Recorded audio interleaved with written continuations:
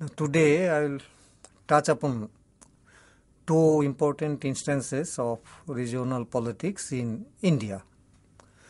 On earlier occasions we examined the trajectories of regional politics with reference to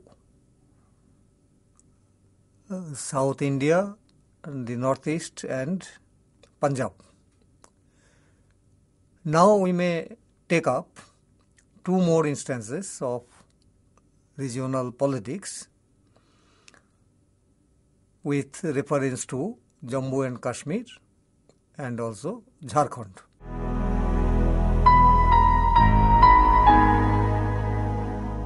Politics of Jammu and Kashmir is interestingly bound up with global politics.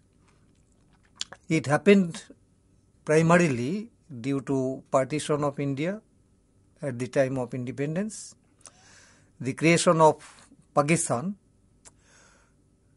which as the neighboring state in fact was much more interested in nibbling into Kashmir because of its geographical proximity to Pakistan, and also due to some administrative prevarications on the part of the then ruler of this particular region, the Hindu king Hari Singh, who on independence was hesitating to take a decision as far as his abdication was concerned.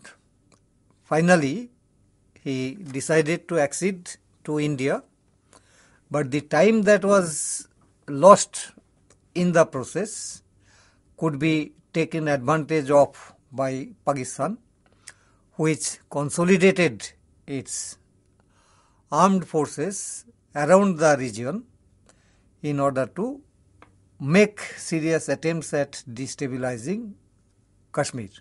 On India's part, it had the support of Sheikh Abdullah, who was the leader of the National Conference, which in fact was a secular political outfit breaking away from the Muslim Conference in 1931 and more or less taking a political stand that would be closer to the Indian National Congress. It would have been in the fitness of things for the Indian rulers of the time to take Sheikh Abdullah into confidence and endow him with the responsibility to democratically administer Jammu and Kashmir on the basis of the popular support that he would be in a position to command. Because as we all know, Kashmir in fact was predominantly a Muslim state with the Muslim population amounting to as much as 80%. But it would not be correct to presume that the Muslim population was absolutely homogeneous. They were divided into the Shias, the Sunnis and also the Sufis, who would represent a totally different religious sect given much more to the culture of religious harmony and religious syncretism. Jammu was predominantly Hindu and Ladakh in fact had a Buddhist population. So in a sense, Jammu and Kashmir was not to be looked upon as culturally any different from most other parts of the Indian nation. It also in fact had all sorts of diversities in terms of the composition of its population, their language, their religion. Not all the Kashmiri people in fact would be speaking Urdu. They had their own language. They also were divided into a number of religious sects.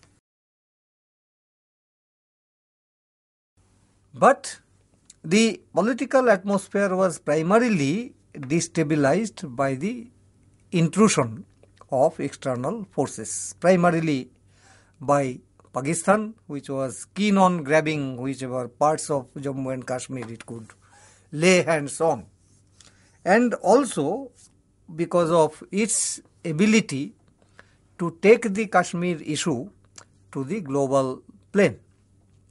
Nehru initially promised to sort of organize a plebiscite to ascertain the views of the Kashmiri people about where they would like to express their loyalties to India or to Pakistan, but he afterwards decided against it, as he was quite annoyed with too much of, nibbling made by the global powers into the Kashmir affairs, which the government of India tried to firmly assert to be a matter of the Indian nation state alone, not to be decided by any external agency.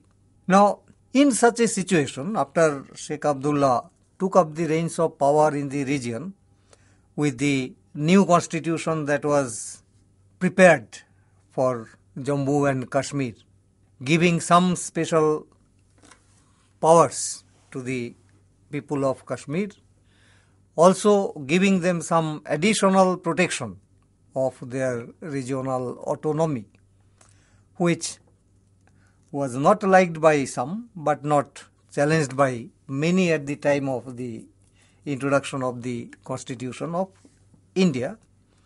But it remained a bone of contention for the future.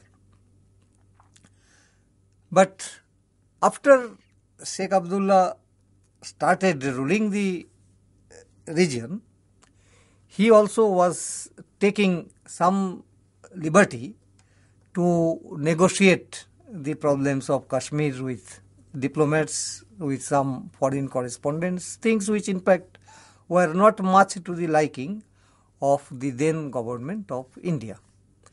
As a result, the government decided to put Sheikh Abdullah behind bars, imposed president's rule, and also permanently installed the Indian army to maintain not only sort of external security but also internal peace and security. The army, therefore, in fact, had an opportunity to intervene on a large scale even into the domestic spheres of social and political life of the people of Kashmir, a fact in fact which remained a sore point in the life of the Kashmiri people for all time to come. But this could not be changed by the government of India out of fear that any relaxation on its part might sort of expose Kashmir to foreign intrusion, to the intrusion of some terrorist outfits who would be trained in Pakistan and put into the region to destabilize peace in the area. Now, from then on, the people of Kashmir in fact witnessed a very interesting situation in which their own interests and aspirations were not taken much into consideration.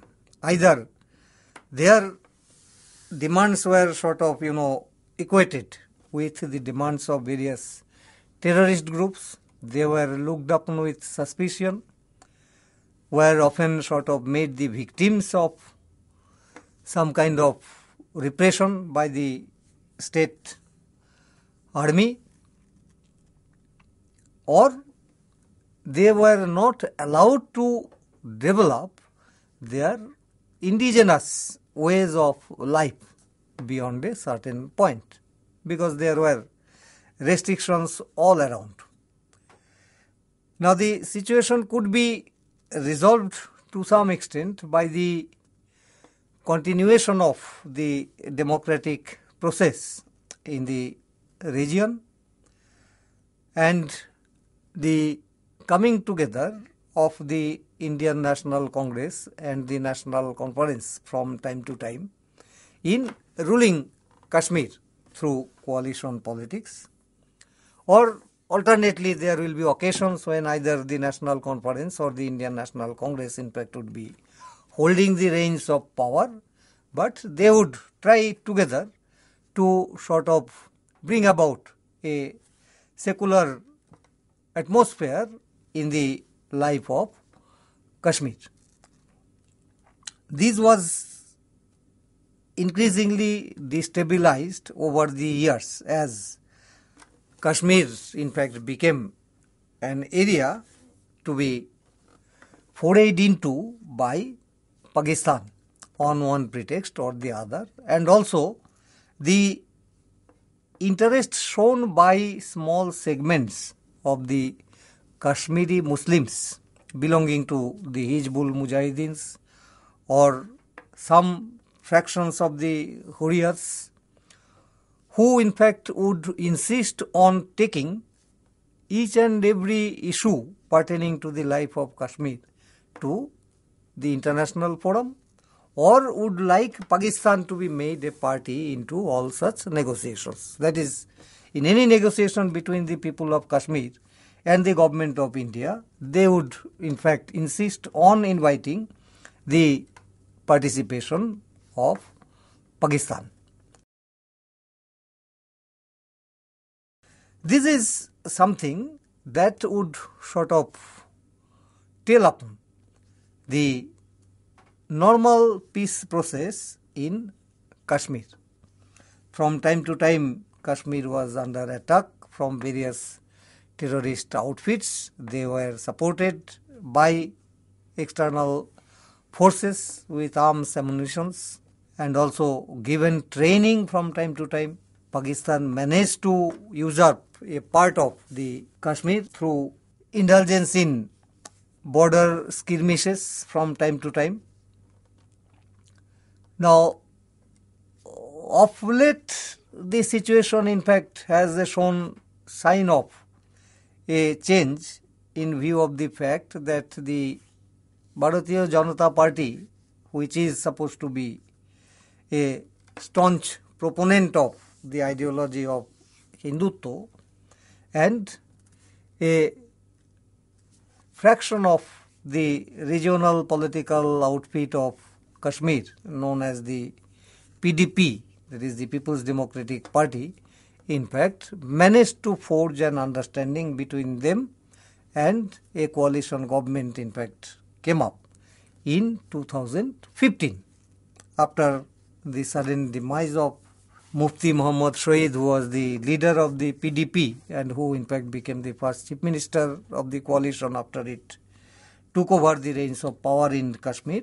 His daughter Mehbooba Mufti is now sort of the new leader, and the deputy chief minister happens to be from the Bharatiya Janata Party, Nirmal Singh, who is also representing a constituency from Jammu. So, for the time being, a patchwork has been made between the two regions of Kashmir, representing two distinct communities, but much of the happenings in Kashmir, in fact, can be attributed not to the internal ethos of politics, but to the intrusion of various external forces. Given to them, people of Kashmir in fact are peace-loving.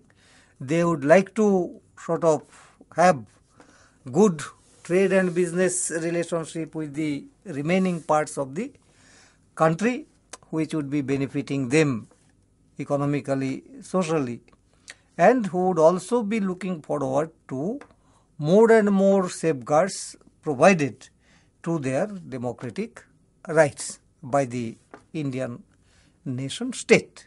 Whether this can now sort of take off under the new political dispensation remains to be seen.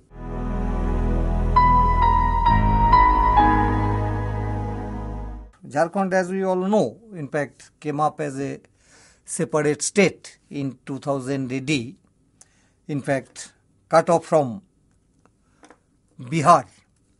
Although the initial impetus for the Jharkhand movement comprised a number of other regions of the country, including parts of Odisha, parts of Madhya Pradesh, parts of Bengal, and of course parts of Bihar. Ultimately, the state that took shape in 2000 was cut off from Bihar, comprising several districts, which in fact were primarily identified as areas inhabited predominantly by the forest dwellers. That is what the term Jharkhand basically stands for.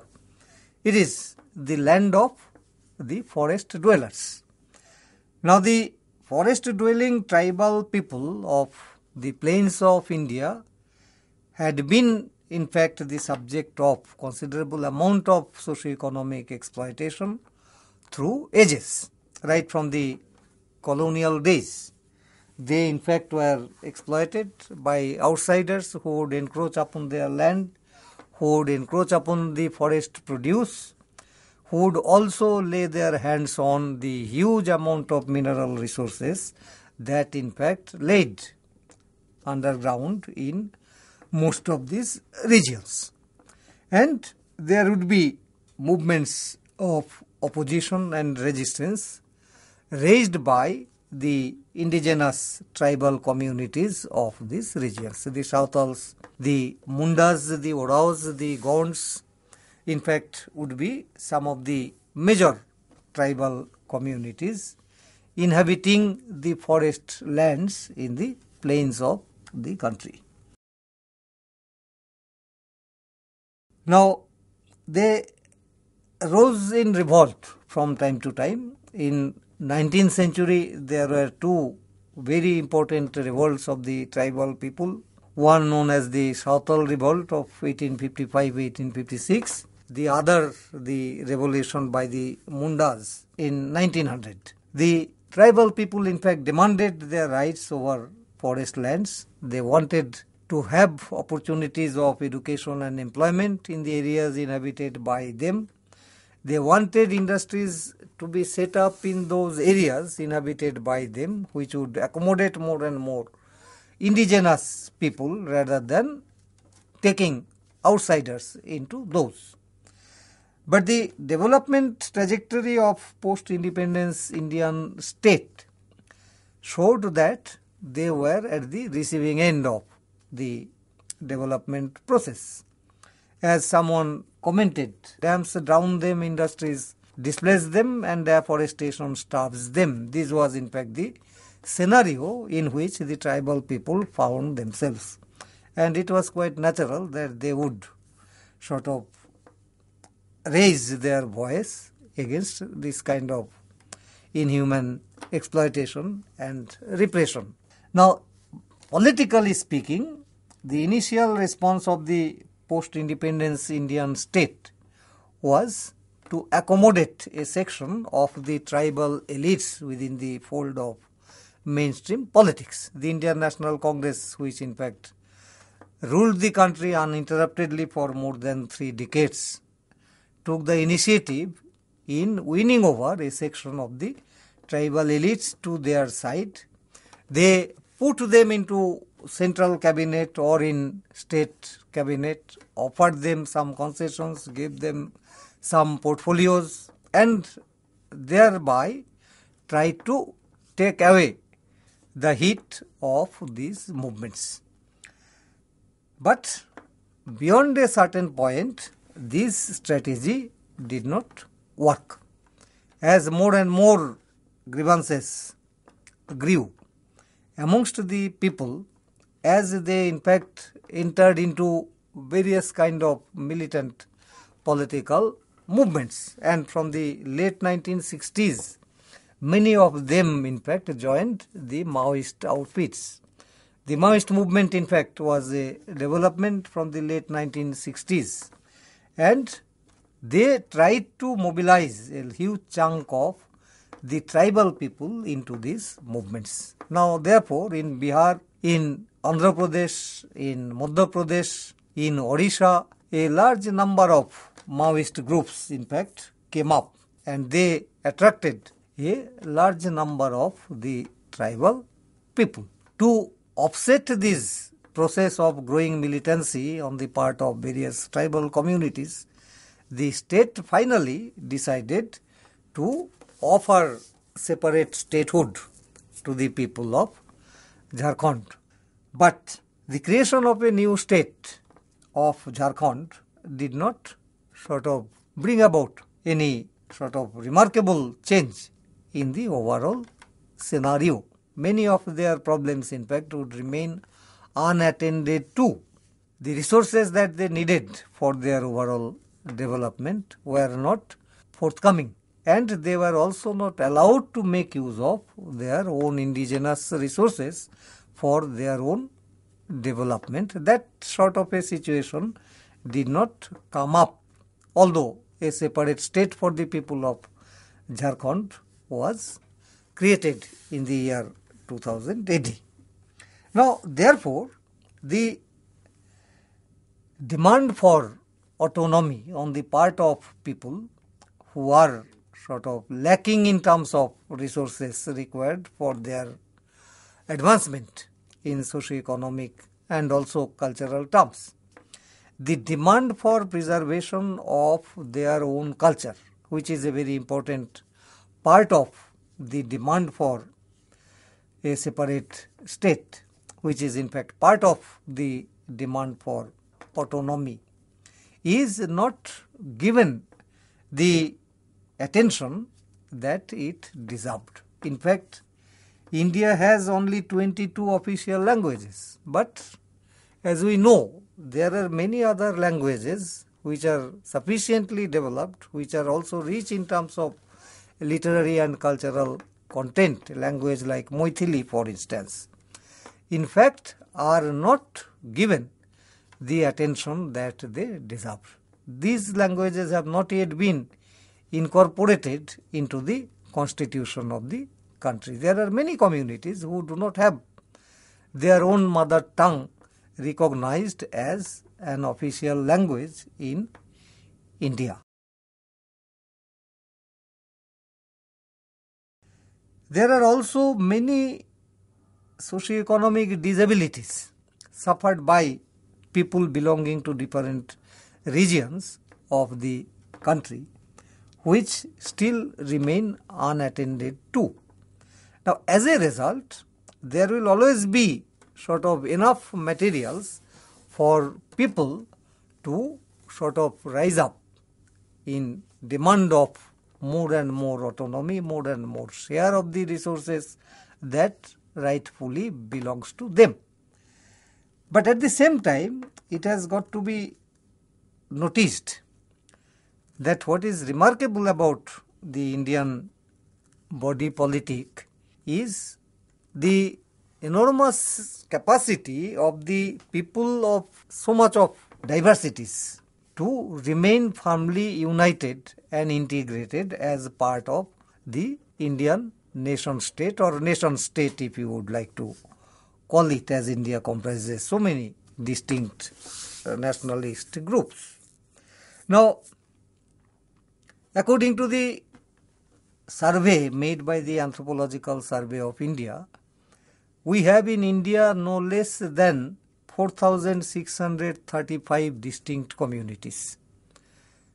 And all people of this country, in fact, are in a sense belonging to a minority community, and they are also by nature migrants. So, India is basically a land of minorities and migrants. No particular community can really claim to be numerically a majority as far as the socio-cultural makeup of the Indian nation is concerned. So, it is futile to look for a homogenizing idiom for creating a nation. The nation in the Indian context, in fact, remains a conglomeration of so many regions vying for their autonomous expressions. And the more such autonomy be granted to them, the more will be the flowering of the Indian nation. This is how the issue of regional politics has got to be viewed in India. It should not be immediately sort of conceived of as a threat or a challenge to the security, the sovereignty and integrity of India. Rather, a more flexible constitutional arrangement that would seek to accommodate the diverse interests of so many different groups without letting any of them feel that they are being neglected would be the ideal way to ensure smooth running of the Indian nation state in its democratic form. So I think this is how we have to address the question of regional politics in India.